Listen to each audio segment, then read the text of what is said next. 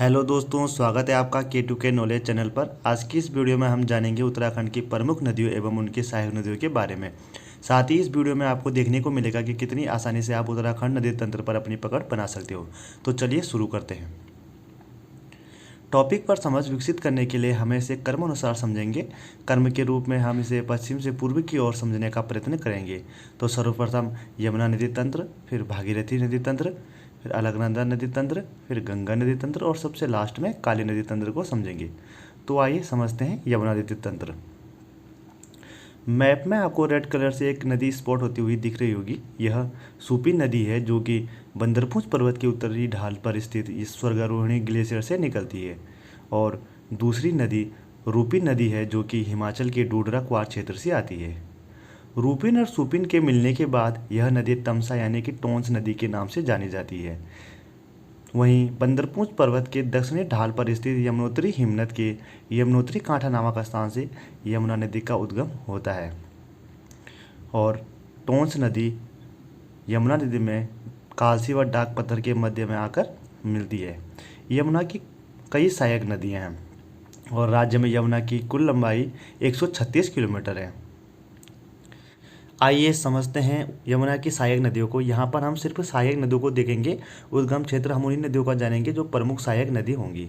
तो यमुना की सहायक नदियाँ इस प्रकार हैं: ऋषि गंगा, हनुमान गंगा, कृष्णागाड़, खुतनुगाड़, बनारगाड़, बरनीगाड़, कमलगाड़, भद्रीगाड़, मुंगरागाड़, पूजियागाड़।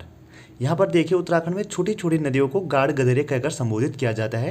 उत्तराखंड प्रतियोगी परीक्षा की दृष्टि से ये छोटी छोटी नदियाँ काफ़ी महत्वपूर्ण है। आपको बस इनके नाम व ये किस प्रमुख नदी की सहायक है ये ध्यान रखना है। आइए अब आगे समझते हैं। ये टोंस नदी है जिसे हम रूपिन और सुपिन के संगम के बाद टोंस के नाम से जानते हैं। कालसी और डाकपत्थर के बीच यमुना में आकर मिल जाती है। ये यमुना की प्रमुख सहायक नदी है जो यमुना से 2.5 गुना अधिक जल लेकर आती है। आगे बढ़ने पर दाईं ओर से गिरी नदी यमुना में आकर मिलती है जो कि रामपुर घाट में आकर यमुना नदी से मिलती है। आगे बढ़ने पर देहरादून में आसारोड़ी के पश्चिम से आसन नदी निकलती है जो कि रामपुर मंडी के पास यमुना नदी में बाईं ओर से मिल जाती है। उसके बाद आगे ढालीपुर आपने सुना होगा, ढालीपुर परियोजना।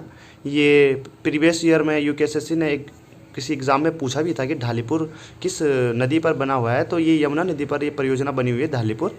तो यहाँ से यमुना नदी राज्य से बाहर यूपी में प्रवेश कर जाती है। अब भागीरथी नदी तंत्र को समझते हैं। गंगोत्री हिमनद के गौमुख नामक स्थान से भागीरथी नदी का उद्गम होता है। भागीरथी नदी देवप्रयाग के बाद गंगा नदी के नाम से जानी जाती है। वह गंगोत्री से देवप्रयाग तक इसकी लंबाई 205 किलोमीटर है। भागीरथी नदी में छोटी बड़ी 20 से अधिक नदियां मिलती हैं जिसमें से कुछ प्रमुख नदियों को हम जानेंगे। गंगोत्री के एकदम समीप से रुद्रगंगा नदी आकर भागीरथी में मिलती है जो कि रुद्रगिरा हिमनद से निकलती है। फिर जाड़ गंगा, जिसे जाह्नवी नदी के नाम से भी जाना जाता है, आगे केदारताल से निकली केदार गंगा भागीरथी में मिलती है। फिर आगे बढ़ने पर डोटीताल के पास से असीम गंगा आकर भागीरथी में मिलती है। आगे बढ़ने पर मिलुम गंगा और फिर सिया गंगा झाला के पास आकर भागीरथी नदी से मिलती है। आगे देखते हैं। यह टिहरी में स्थित खतलिंग ग्लेशियर है जहाँ से भिलंगना नदी का उद्गम होता है।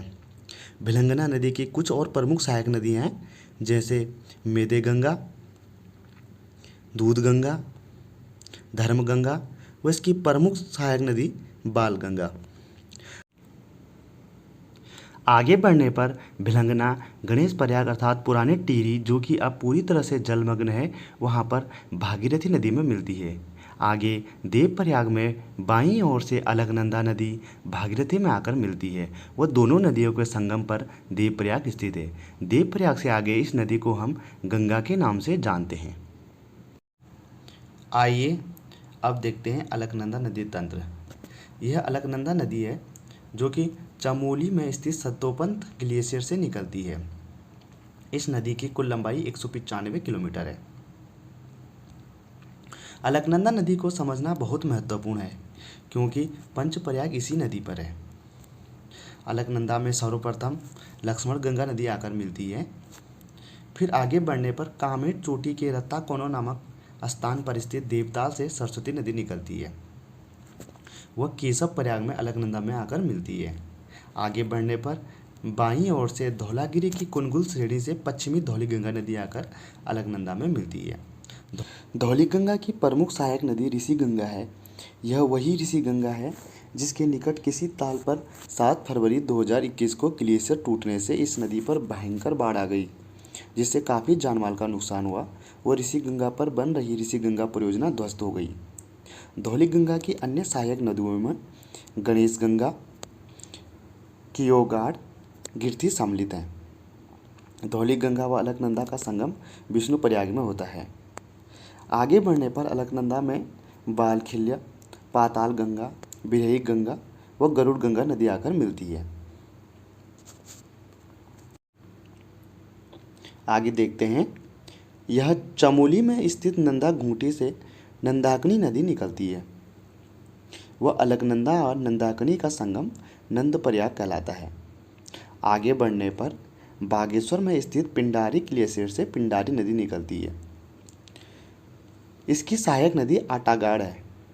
पिंडर नदी व अलकनंदा का संगम कर्णप्रयाग कहलाता है। आगे बढ़ने पर केदारनाथ के पास स्थित मंदरांचल श्रेणी से मंदाकिनी नदी आकर दाईं ओर से अलकनंदा में मिलती है। मधुगंगा मंदाकिनी की प्रमुख सहायक नदी है। मंदाकिनी व अलकनंदा का संगम रुद्रप्रयाग में होता है। आगे जाकर देवप्रयाग में अलकनंदा नदी भागीरथी में जाकर मिल जाती है। वह देवप्रयाग के बाद यह गंगा नदी के नाम से जानी जाती है। आइए अब समझते हैं गंगा नदी तंत्र। गंगा नदी की राज्य में कुल लंबाई 96 किलोमीटर है। देवप्रयाग से आगे बढ़ने पर फूलचट्टी नामक स्थान पर बाईं ओर से नया नदी आकर गंगा नदी में मिलती है।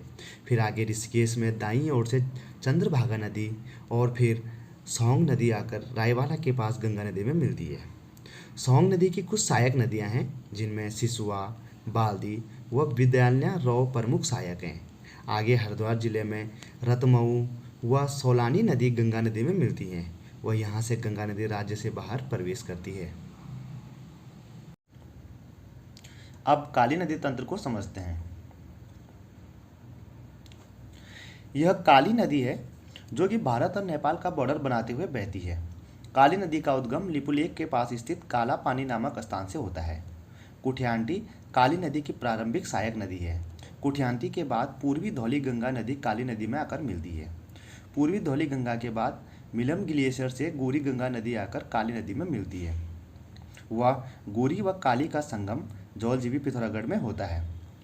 आगे बढ़ने पर सरयू नदी काली नदी में आकर मिलती है। सरयू को कुमाऊं की सबसे पवित्र नदी माना जाता है और यह काली नदी को सबसे अधिक जल राशि देने वाली सहायक नदी है। इसका उद्गम बागेश्वर के दक्षिण पश्चिम में स्थित सरमूल नामक स्थान से होता है। सरयू की कुछ प्रमुख सहायक नदियां हैं जिसमें प्रथम सहायक नदी गोमती है जो बागेश्वर में सरयू से मिलती है। दूसरी प्रमुख सहायक नदी पूर्वी रामगंगा है जो पोंटिंग ग्लेशियर से निकलती है। आगे बढ़ने पर दाईं ओर से लधिया नदी काली नदी में मिलती है और यह उत्तराखंड की अंतिम नदी है। तो दोस्तों, ये इतिहास की वीडियो उत्तराखंड नदी तंत्र वीडियो पसंद आए तो लाइक और शेयर जरूर करें और चैनल को सब्सक्राइब जरूर कीजिएगा। धन्यवाद।